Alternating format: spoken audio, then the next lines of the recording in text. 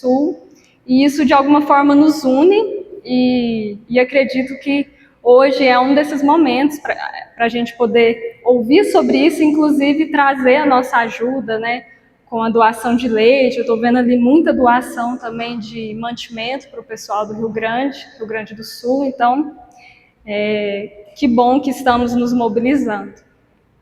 Então, como a dona Helena disse, eu sou psicóloga e eu sou mineira. Eu nasci em Uberlândia.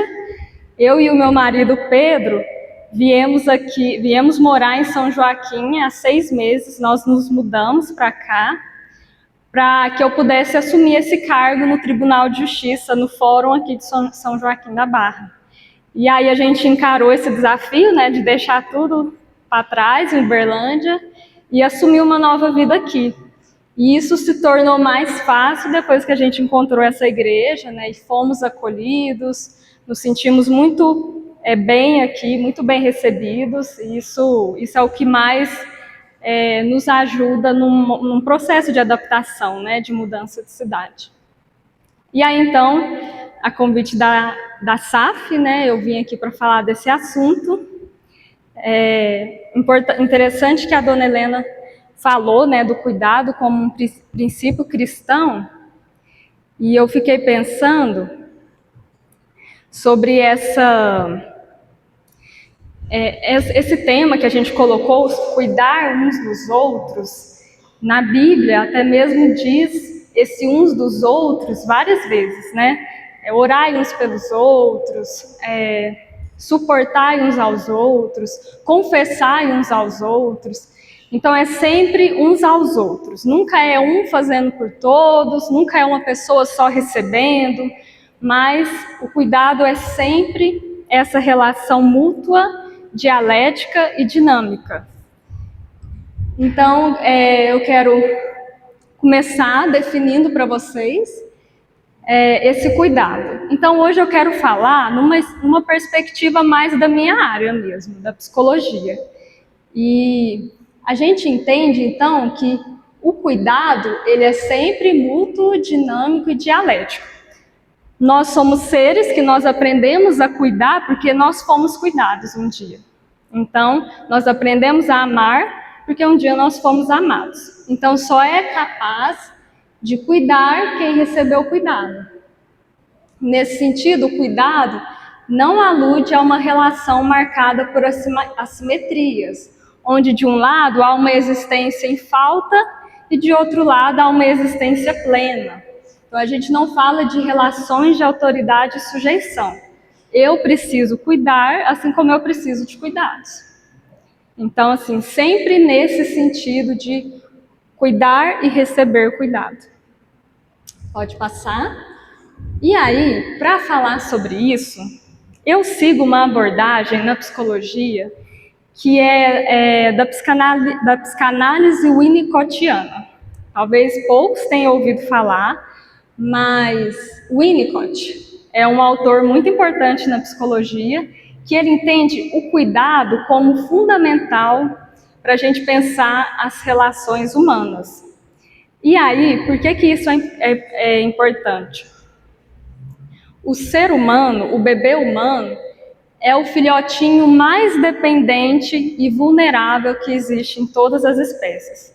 Ninguém estaria aqui, ninguém teria sobrevivido se não fosse uma pessoa principal e outras pessoas também cuidando de você. Então, não tem chance nenhuma do ser humano sobreviver se não tiver alguém cuidando dele. E a isso a gente chama de cuidados iniciais, cuidado primordial. Então, quando a gente fala de cuidado, é a provisão ambiental na medida certa, nem em excesso, nem em falta. E quem faz esse cuidado é o cuidador primordial. Quem normalmente é o nosso primeiro cuidador quando a gente nasce? A nossa mãe, normalmente, né? Então, Winnicott chama essa mãe de mãe suficientemente boa. Mas vamos deixar claro que nem sempre é a mãe. Pode ser uma avó, pode ser o pai, pode ser uma tia. Eu trabalho na área jurídica e lido diretamente com esse tipo de situação de abandono de crianças, ou mesmo de entrega, de mães que entregam as crianças para adoção. Então, nem sempre é mais comum, mas nem sempre quem dá a luz é quem vai assumir os cuidados maternos. Mas vamos chamar, porque é o mais comum, vamos chamar a mãe suficientemente boa. Então, quem seria essa mãe suficientemente boa?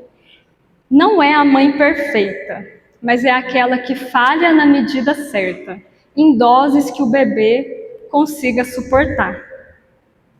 Nesse sentido, todos nós precisamos e dependemos de um cuidado primordial, de cuidados iniciais, para que a gente possa se tornar indivíduos. E não só cuidados físicos, né? Alguém que sabe dar banho no bebê, alguém que vai alimentar o bebê, mas cuidados afetuosos, desejo, amor, afeto mesmo.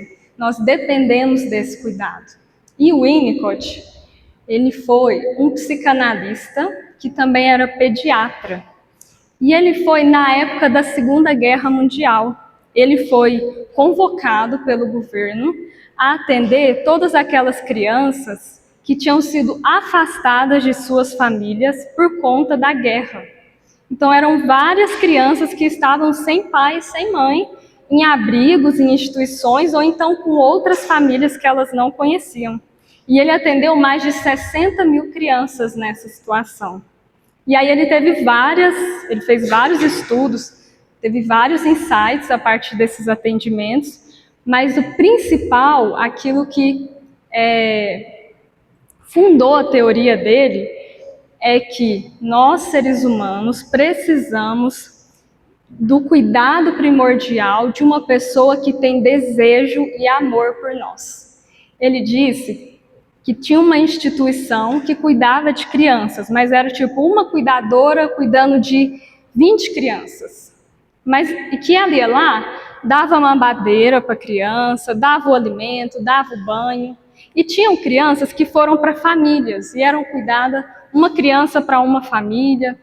E ele percebeu que os bebês das instituições pegavam mais doenças, morriam com mais frequência, por conta da falta do afeto.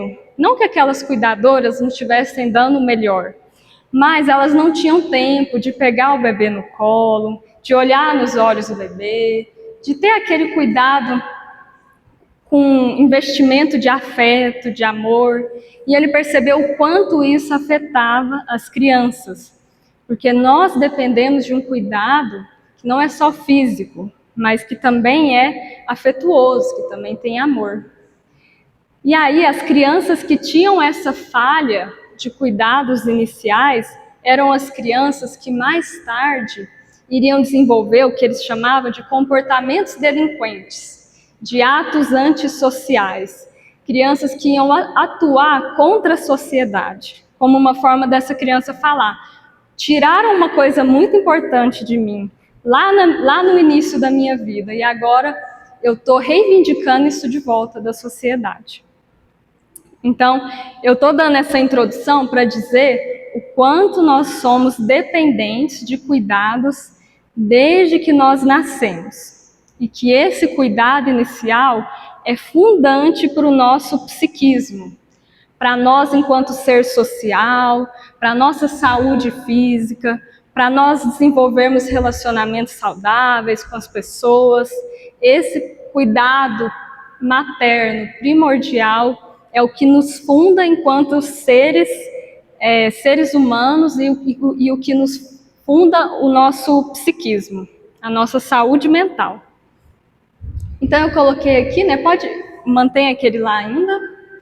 É interessante que o Winnicott fala que essa mãe suficiente boa é uma mãe comum, devotada e confiável.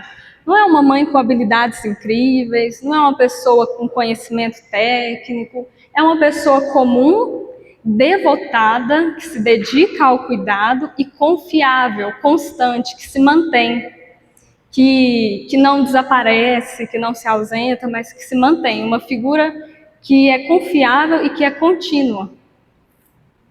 Então, o cuidado é estruturante para o nosso desenvolvimento psíquico, nós precisamos de um solo humano para a existência.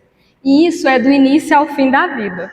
No início, esse cuidado é de uma dependência absoluta, a gente precisa para tudo, né, de um cuidador. Com o tempo, a gente vai adquirindo autonomia, mas o Winnicott diz que a gente nunca é totalmente independente. Nós sempre temos algum nível de dependência um do outro. Nós sempre precisamos um do outro, tanto de cuidar quanto de ser cuidado por outras pessoas.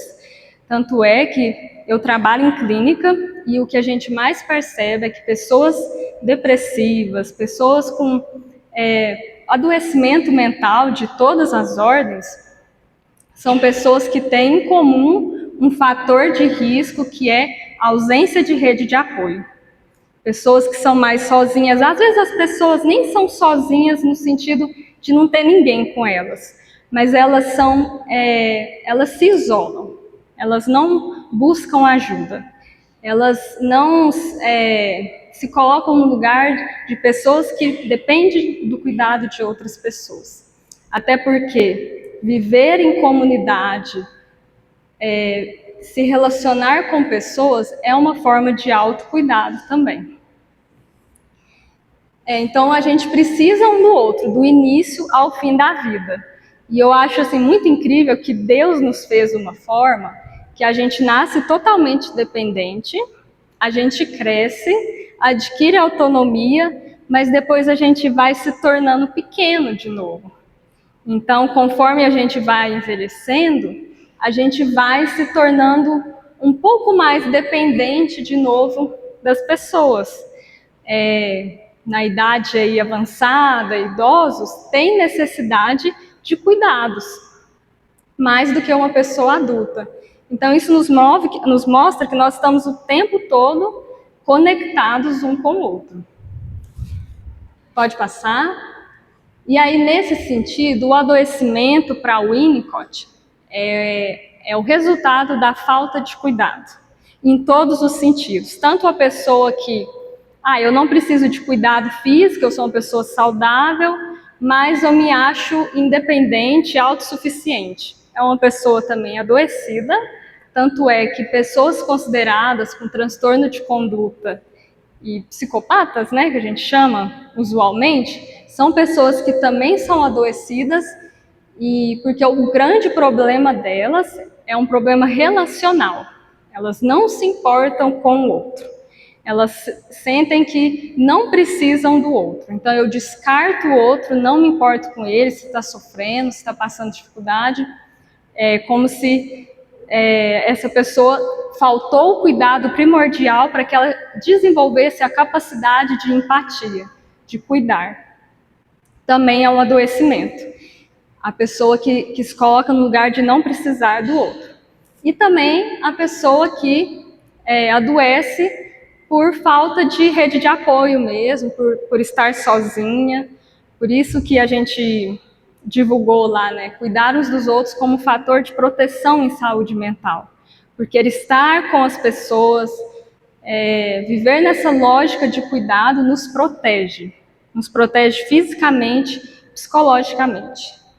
E aí ele tem essa frase que eu gosto, que ele diz assim: o adoecimento é efeito da interrupção do processo de amadurecimento. O indivíduo adoecido é aquele que, diante da falha ambiental, que é a ausência de cuidado, necessitou reagir em vez de continuar a ser. E com isso permaneceu imaturo, impossibilitado de alcançar conquistas importantes. Então, para Winnicott, a gente está sempre em processo de amadurecimento, sempre, desde o início até o fim da vida. E o adoecimento é quando você paralisa esse processo, é quando você interrompe esse processo. Ele diz assim que quando nós somos crianças, essa mãe suficientemente boa é a mãe que falha na medida certa porque ela precisa falhar. Ela precisa falhar para a criança saber tolerar frustrações. Então, se quando o bebê era muito petitinha, já viu quando a criança é muito pequena, ela chora um pouquinho, já o adulto já pega, já coloca no peito, não deixa nem sentir nada de desconforto. Conforme ela for crescendo, a mãe já pode deixar ela chorar um pouquinho, um pouco mais. Já pode deixar ela esperar um pouco mais. A criança já tem capacidade de lidar com frustrações e ela precisa aprender isso. Então, a mãe suficientemente boa é aquela que permite essas frustrações em doses pequenas que a criança consiga suportar. O problema, que é diferente disso, é quando há um trauma. E o trauma é quando a quebra é muito grande. É quando a ausência é muito maior do que a criança suporta. Vamos supor que essa criança ou você, um dia na sua infância, você precisou internar no hospital, você ficou doente, ficou ausente da sua mãe ou da sua família aí por 10 dias. Isso já é considerado um trauma para uma criança pequena. E aí esse trauma gera uma interrupção no processo de amadurecimento. É como se a criança paralisasse. Tanto é que tem crianças que regridem. Já viu quando a criança fica doente e ela fica mais manhosinha? Ela dá uma regredida, ela quer ir para o colo, coisa que ela não estava fazendo. Ela quer um bico, coisa que ela já não pegava. Porque o trauma, né, essa fase aí que é uma interrupção nesse processo de amadurecimento, causa isso. E aí ele diz isso para falar que o adoecimento como ausência de cuidados, gera uma interrupção no nosso processo de amadurecimento. E processo de amadurecimento, ele diz como uma forma de você desenvolver o seu eu, o seu psique, a sua espontaneidade, você ser aquilo que você nasceu para ser. Eu atendo um paciente, né, que sempre que ele passa por uma fase muito difícil, de muito sofrimento, ele não consegue fazer nada. Ele não consegue trabalhar, ele não consegue... E o trabalho dele depende muito de criatividade, não é aquele trabalho mecânico. Porque ele interrompe o amadurecimento dele, ele interrompe a conexão dele com ele mesmo por conta de um adoecimento. Uma ansiedade que rouba ele dele mesmo.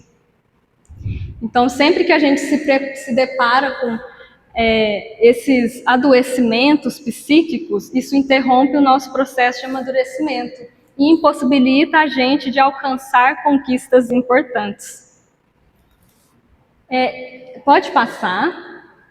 Tem um outro conceito que eu quero trazer para vocês, que eu acho muito importante em Winnicott, que é sobre a moralidade inata, sobre a bondade na criança. E ele diz assim, como que uma criança desenvolve bondade, né? Como que a criança aprende o que é moral, o que é certo, o que é errado? E para o Winnicott não é tanto por uma imposição externa. Ela aprende porque uma pessoa impõe a ela o que é certo e o que é errado. Mas porque ela foi cuidada e foi amada, ela desenvolve com isso uma empatia que ajuda ela a pensar no outro. E aí, não é que ela deixa de fazer porque ela aprendeu o que é certo e errado, mas ela não faz aquilo que faz mal para o outro porque ela entende que não vai fazer bem. Ela entende que faz sofrer, porque ela tem empatia. E a gente só desenvolve empatia a partir recebendo esses cuidados iniciais de uma pessoa amorosa e afetuosa que cuidou da gente lá nos primeiros momentos de vida.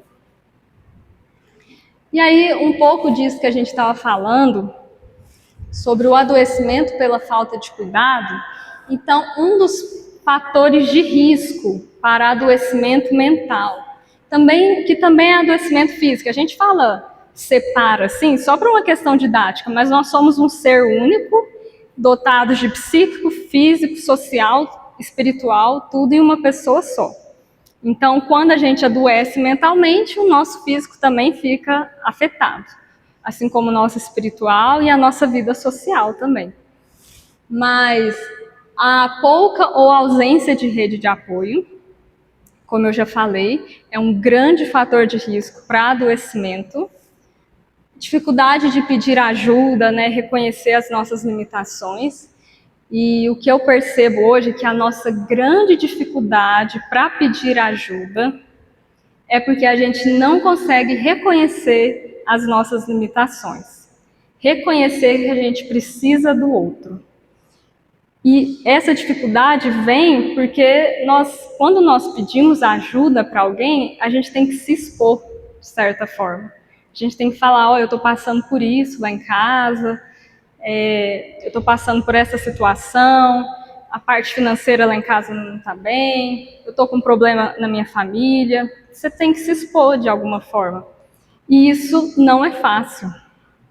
Ainda mais no momento que a gente vive, de rede social, de mídias, que parece que está todo mundo bem, né? Que a gente olha assim e fala, nossa, fulano está na praia, essa pessoa aqui só posta conquistas que ela tem, e parece que a minha vida não sai do lugar.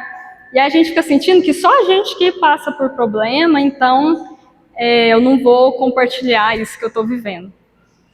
Então, um dos nossos grandes problemas que a gente precisa enfrentar é que muitas vezes para você receber cuidado, você tem que falar, eu preciso de ajuda.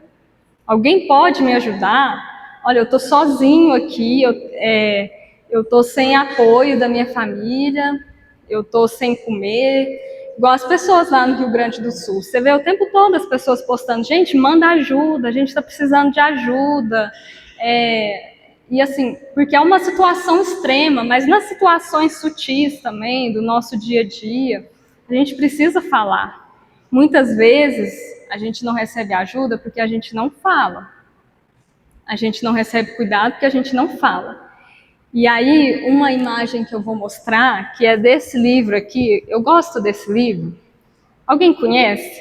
Chama O Menino, a Topeira, a Raposa e o Cavalo, pessoas que conhecem. É um livro lúdico que, assim, eu gosto muito dessa coisa lúdica, infantil, né? Que às vezes a gente acha que é para criança, mas que toca o adulto também, toca a nossa criança interior. E eu gosto muito dele porque ele tem umas frases, assim, que são muito inspiradoras, né? Aí eu coloquei duas delas, vocês conseguem ver?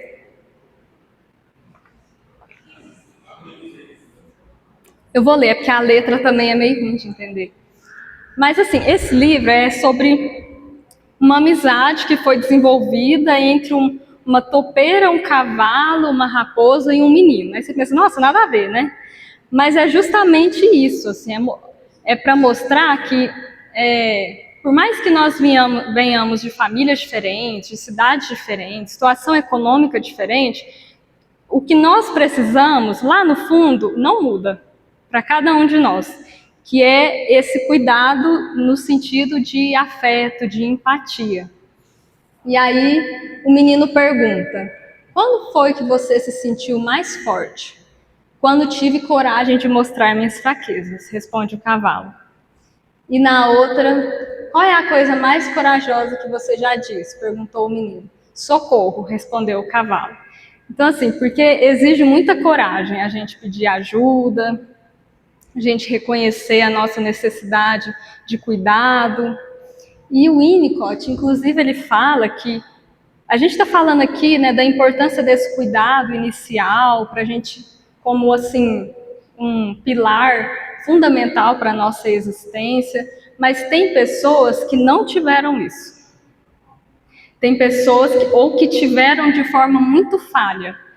Você tinha um pai e uma mãe numa mesma casa, mas eles brigavam muito, ou então muito ocupados com o trabalho e acabava falhando nesse sentido, no cuidado com os filhos, né? Então, assim, o Winnicott vem dizer que, ok, pode ser que você tenha ficado com uma ausência, uma falha lá na parte que era fundamental, a presença de um cuidador. Mas que esse cuidado pode vir de outras formas em um outro momento da sua vida. Pode vir através da escola, através de um outro familiar seu que aparece e começa a te dar esse lugar de pertencimento, de cuidado. Pode vir no lugar da igreja, de uma instituição. A gente vê que isso é muito comum.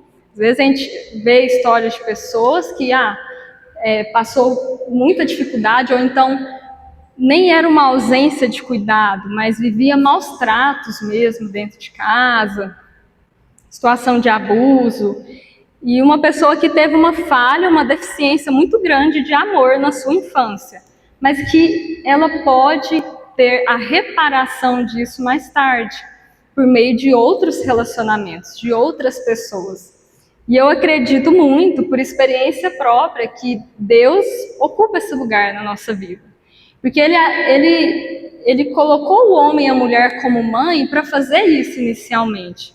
Mas como pode ocorrer essas falhas, eu acredito que ele supre de outras formas.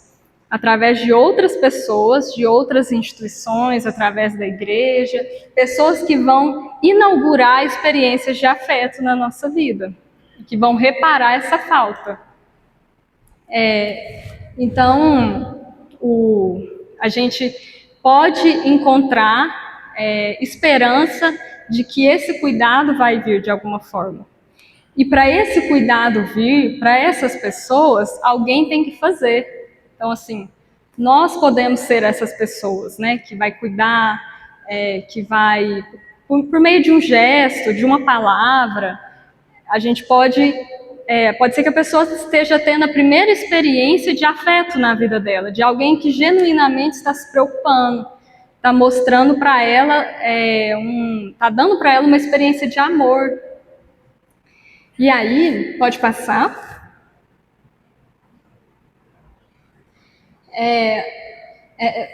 Esse conceito de Winnicott é bem interessante, que ele fala sobre o cuidar-curar. Ele junta essas duas palavras. Que ele diz a cura como um exercício de cuidado. A origem da palavra cuidar é cura. E aí ele retoma a origem grega, né? Ele retoma esse sentido para falar a cura não como um tratamento médico e a ausência de problemas, mas como o suprimento desse cuidado. Houve um adoecimento por meio da falta e agora uma reparação com experiências de cuidado e de amor que pode fazer com que essa cura chegue. A cura não como ausência de problemas e de sintomas, mas retomada do processo de amadurecimento. Então, uma vez que eu me sinto, encontro o meu lugar de pertencimento, não um lugar físico, né, mas um lugar afetivo de pertencimento, eu posso voltar a ser quem eu sou.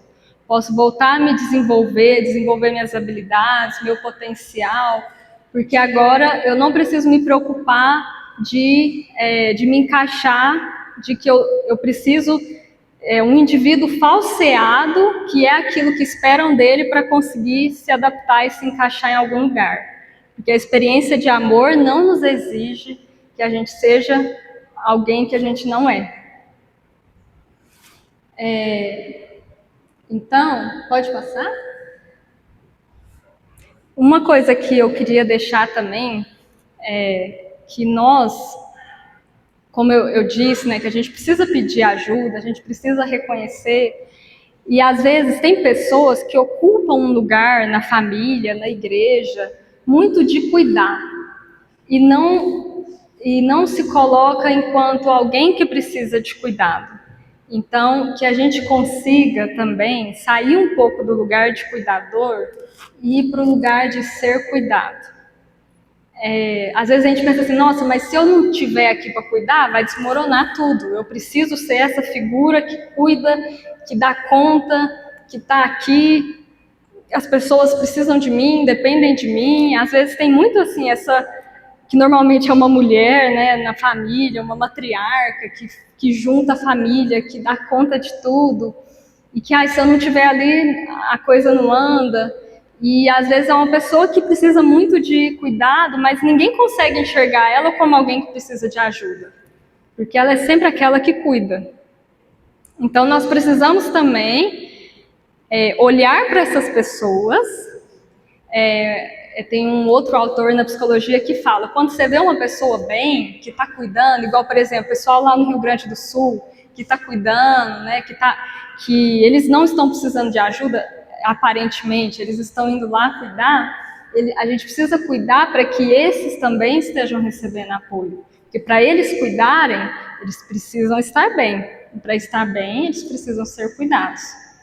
E esse é um ponto muito importante. Nós precisamos estar bem para ajudar o outro. Talvez você não vai estar 100% bem, né? Que é muito difícil a gente estar 100% bem. Mas minimamente bem, suficientemente bem, para dar conta de cuidar do outro. Às vezes a gente vai querendo ajudar, querendo fazer muito, mas a gente não está dando conta das nossas próprias demandas, das nossas próprias dificuldades.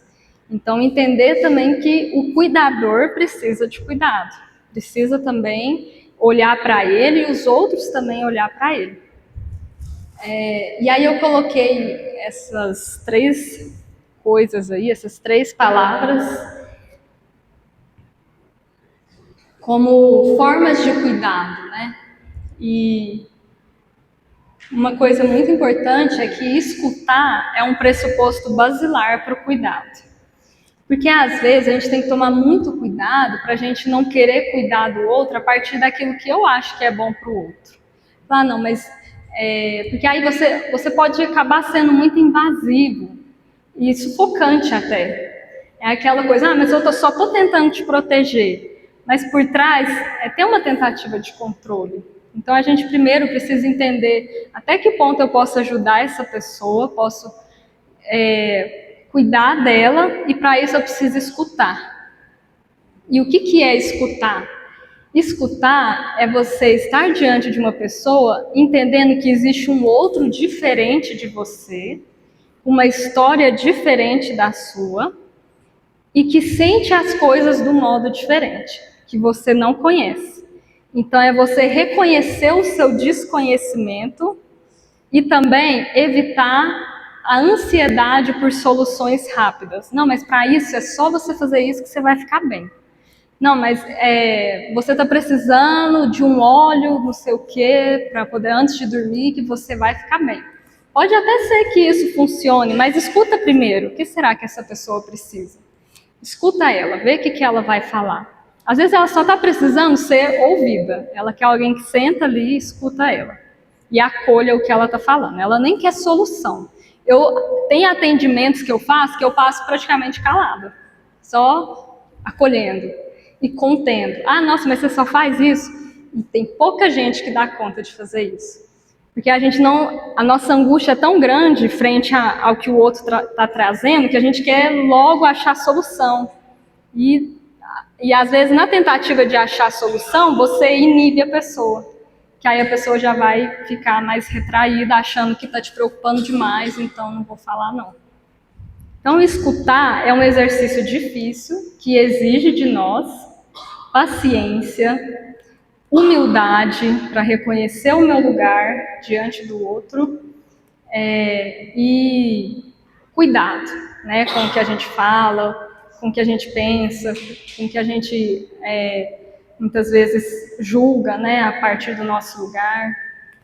Então, a primeira coisa que a gente faz para cuidar do outro é escutar. Seja seu filho, seja seus pais, seja seu amigo, seja quem for. A gente precisa escutar. E a outra coisa é respeitar o espaço, né? Talvez você vai lá, a pessoa te fala alguma coisa, ela está passando, você até tenta ajudar, mas ela não dá conta de fazer aquilo que você acha. Você fala assim, não, vamos para a igreja, vamos buscar a Deus, e a pessoa não vai. E aí você pensa, não vou ajudar não, já tentei, a pessoa não quer nada com nada, mas assim, a gente precisa respeitar o tempo e o espaço. Em algum momento, alguma coisa vai acontecer, ela vai entender e pode ser que ela vai fazer aquilo que você disse, mas cada um tem seu tempo e o seu espaço para fazer as coisas. A gente precisa respeitar isso, não apressar ela nos processos. Então, assim, a gente tem que dar conta disso também. E ter simpatia. E simpatia no sentido de sentir com. Né? Você está com uma pessoa e você sentir a dor junto com ela, aquilo que ela está vivendo. É um exercício muitas vezes difícil, que exige muito de nós, e e que nós só conseguimos ter isso, nós só conseguimos ter empatia, porque um dia nós recebemos, né, os cuidados primários. E a gente está sendo aí, né, bombardeado de informações, de vídeos que são muito difíceis de assistir, né? Eu mesmo estou até me policiando agora porque é muito difícil ver aquela situação. Mas, pasmem, mas tem pessoas que fazem piada do que a gente está vivendo, tem pessoas que riem, tem pessoas completamente indiferentes. Então, não é uma coisa que todo mundo vem natural de fábrica, as pessoas terem empatia, as pessoas sentirem a dor do outro. É uma coisa que a gente só tem porque um dia alguém nos deu isso. Uma pessoa cuidou de nós e ajudou a gente a desenvolver isso em nós. E aí, pensando nisso, eu quero propor um exercício de reflexão para vocês, que eu quero que vocês pensem, que vocês tragam à memória, nesse momento, uma ocasião na sua vida que você foi cuidado por alguém. Uma situação que você recebeu cuidado, que você estava precisando, alguém identificou, ou então você pediu, seja o que for, seja pessoas da sua família, pessoas distantes, e o quanto isso foi importante para você. Em que medida isso te ajudou? O quão significante foi esse momento? Gostaria que vocês pensassem um pouquinho sobre, trazessem essa memória e pensassem nela.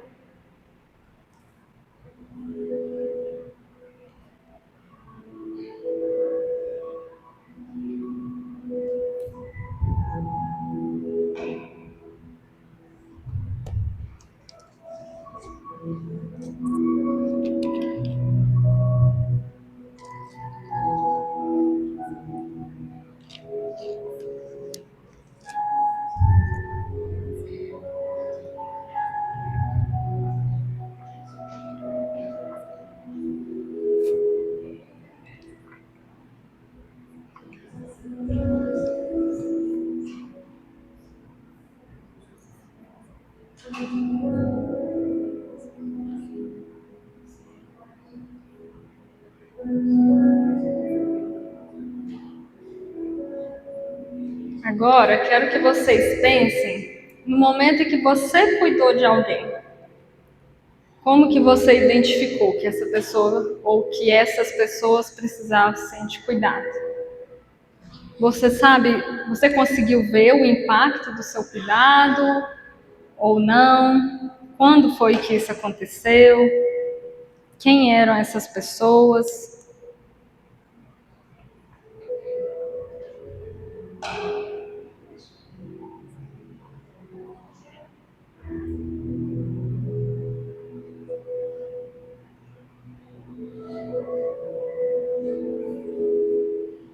Vocês podem perceber que tanto uma experiência como a outra foi significativa para você. E que você, tanto em uma quanto na outra, você ganhou.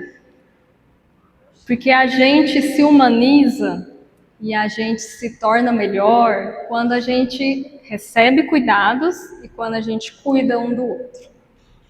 Quando a gente exerce esse cuidado. Quando Deus diz lá em Gênesis, né, que não é bom que o homem viva só, eu penso nesse versículo muito além do casamento, né? Não é bom que o homem viva só, porque nós precisamos nos relacionar uns com os outros. Deus nos fez seres que necessitam viver em comunhão. Nós somos seres relacionais. Não há possibilidade da gente viver isolado da comunhão, isolado do relacionamento. E nós precisamos ter muito cuidado, porque o mundo que a gente vive tende a um isolamento, né? As tecnologias estão substituindo a relação humana, né? Tem muitas coisas agora que a gente não precisa mais. A gente usa a internet, a tecnologia, e o problema não está na tecnologia, é a gente deixar que isso substitua aquilo que é fundamental para nós, que é essas relações. E, por último, Algo muito interessante, né? Além de tudo isso que a gente está vivendo, ainda é Dia das Mães amanhã, né? Parece até que foi uma coincidência, mas assim, achei muito interessante, porque trouxe muitas coisas sobre as mães, sobre esse papel fundamental de cuidador que a mãe exerce lá nos cuidados iniciais. E o Winnicott cita uma fala que eu acho muito boa nesse livro dele. Esse livro dele aqui é Tudo Começa em Casa, chama. E é um livro muito bom. Tudo isso que eu falei praticamente está nesse livro. E aí ele diz essa fala aqui, ó, especificamente para as mães. O que me interessa é a relação da mãe com o bebê pouco antes do parto e nas primeiras semanas e meses após o nascimento. Estou tentando chamar a atenção para a imensa contribuição ao indivíduo e à sociedade que a boa mãe comum faz desde o começo, com o apoio de seu companheiro, e que ela faz simplesmente por dedicação a seu bebê. Será que o não reconhecimento da contribuição da mãe dedicada se deve justamente ao fato dela ser imensa? Caso se aceite essa contribuição imensa, segue-se que todo homem ou mulher em sã consciência, todo homem ou mulher que tem o sentimento de ser uma pessoa no mundo e para quem o mundo tem algum significado, toda pessoa feliz tem um débito infinito para com uma mulher. Então, todos nós aqui, possivelmente, temos um débito infinito com uma mulher, né? Que provavelmente é as nossas mães e outras mulheres, né? Porque a gente sabe que as mulheres assumem esse papel de cuidadoras na nossa sociedade. Então, era isso que eu queria trazer para vocês, era essa reflexão, para que a gente cultive essa lógica de cuidado, onde a gente estiver, na igreja, no nosso trabalho, na nossa família, que a gente continue se mobilizando pelas causas daqueles que precisam e também pelas sutilezas que estão à nossa volta, né? Pelas pessoas que a gente às vezes não percebe, mas que também precisam de ajuda, e que nós nos coloquemos também nesse lugar de pessoas que precisam de cuidado, de pessoas que precisam de ajuda, que possamos reconhecer que isso é uma forma de autocuidado, pedir ajuda, saber das suas necessidades, das suas limitações, saber com quem conversar. A gente tem pessoas confiáveis, por exemplo, aqui na igreja a gente tem pessoas confiáveis que a gente pode conversar, e também tem momentos que a gente busca ajuda profissional também, que são pessoas, né, preparadas para isso. Então é isso, agradeço mais uma vez a atenção e escuta atenta de vocês, e passo agora para Dona Helena.